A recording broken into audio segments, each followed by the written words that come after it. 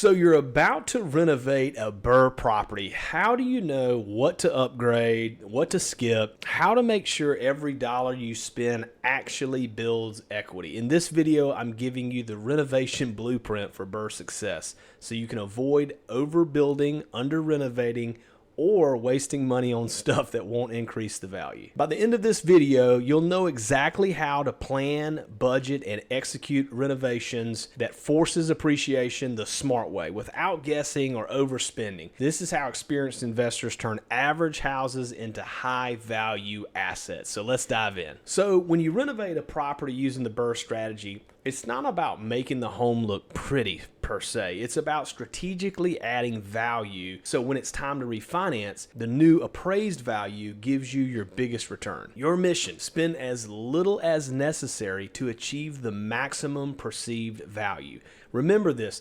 The appraiser doesn't really care what you spent. They care what the market will actually pay you. So you need to renovate based on what buyers and renters value most in that specific neighborhood. Now, most beginner investors think that they need granite countertops, open up walls and have open concepts and kitchens and designer lighting and all those things. But the truth is, in some neighborhoods, that's just money that's pretty much going to get thrown out of the window. So coming up, I'm going to show you how to reverse engineer your renovation based on the comps and tenant expectations so your upgrades can actually get you paid. All right, so step one, you need to know your exit strategy. Before swinging a hammer, ask yourself a few questions. Am I renting to a C-class tenant or a B-class tenant, for example? Is this a long-term hold or is it going to be a short-term reposition? Will I manage this property or will I hire it out? The reason this matters is the exit strategy is going to determine the renovation strategy.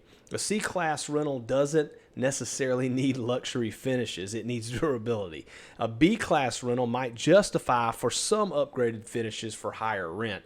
So you always want to start with your target renter and market comps. Step two is walk comps like a flipper. Even though you're not flipping the property, you need to kind of have that mindset whenever you're looking at the property. Before you finalize your scope of work, go for a walk, view photos, 3 to 5 comparable renovated properties in the area, and ask yourself, what are the finishes that they're using? What are the layouts that they have? Are the kitchens and the bathrooms modern or are they more basic? Do they have LVP or carpet? Do they have stainless steel appliances or just plain white ones?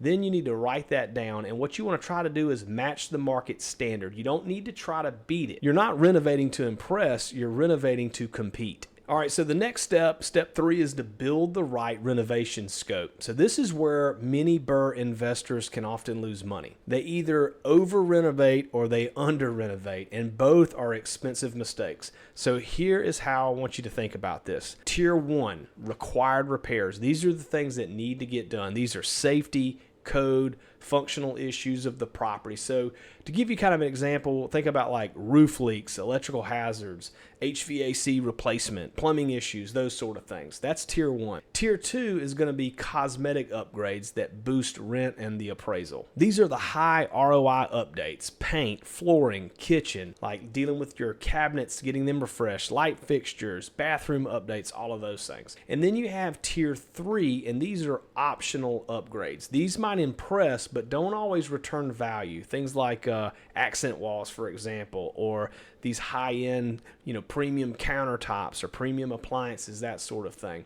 Spend most of your budget on tier 1 and tier 2 and only include tier 3 if really the comps are demanding it. All right, step 4, think like an appraiser. So here's what most investors forget. You're not just renovating for tenants. You're renovating for the appraiser as well. So appraisers are looking for condition and quality compared to comps, kitchen and bath updates, flooring, HVAC and other systems, exterior conditions. What they typically aren't going to give you a lot of credit for is fancy appliances, crown molding, smart thermostats, that sort of things. Those are the things, unless the market really demands that, you're really not going to get a whole lot of credit for those sort of things. So align your renovation scope with what appraisers measure, not just what looks nice per se. All right, at this point, you might be thinking, okay, but how do I know I'm not spending too much money?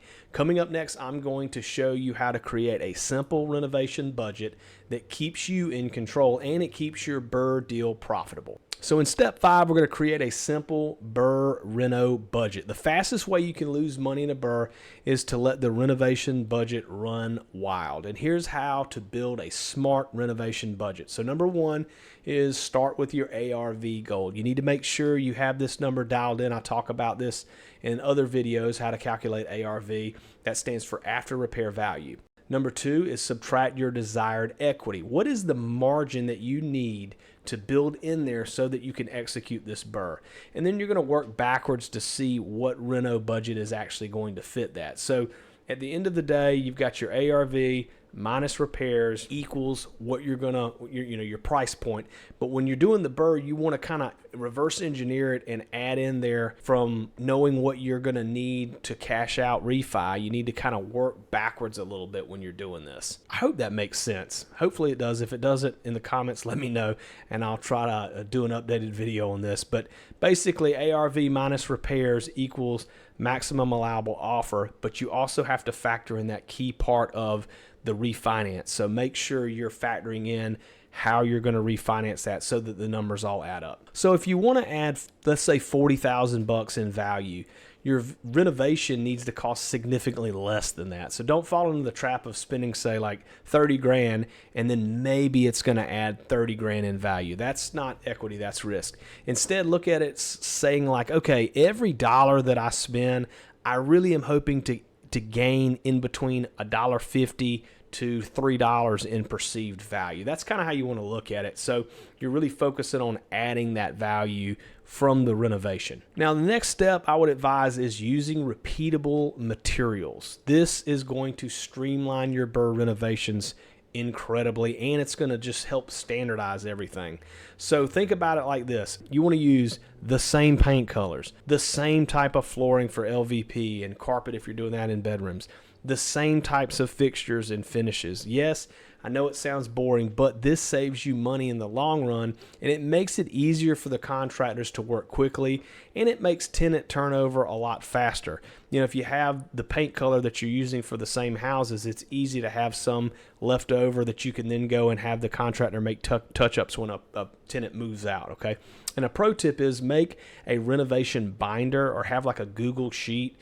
You could even put like SKU numbers in there, suppliers, cost breakdowns, all of those things. And this becomes sort of your BRRRR renovation system that you can all have kind of organized, so it makes it a lot easier for you. All right, so for the next step, step 7, I want you to avoid the most common renovation mistakes. Here's where BRRRR investors lose money or delay the project. First is changing the scope mid-project. Stick to your original plan unless there's a serious issue. So being prepared is key because you don't want to end up getting halfway through and decide, you know what, I think we do want to add that bathroom, or I think we do want to, take this wall out, and they've already painted a wall and done all the things. Like, you don't want to change mid-project. The next mistake is using unlicensed or unreliable contractors, I should say. So you really want to vet every contractor before the first job.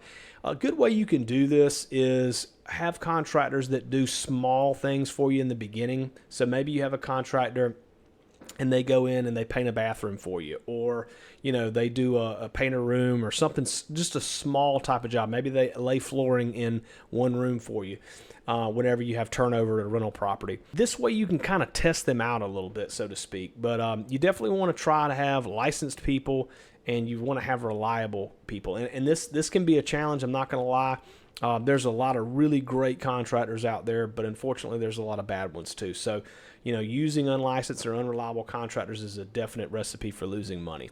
The next big mistake is trying to make the home perfect. So the goal is you want to have it rentable, you want to have it functional, and you want to have it appealing, but it doesn't have to be perfect. If you get caught in the game of trying to make it absolutely perfect, that is a good way to overspend on your budget. There's plenty of cool things that I'd love to add to houses, but at the end of the day, when you're trying to do this the right way with the BRRRR method, you don't want to over renovate a property. And sometimes if you have that mentality that every little thing has to be exactly perfect, you can definitely go over budget. And above all, just avoid emotional renovation decisions. This is a business, and you need to really look at it that way, and you need to make smart business decisions on your renovations.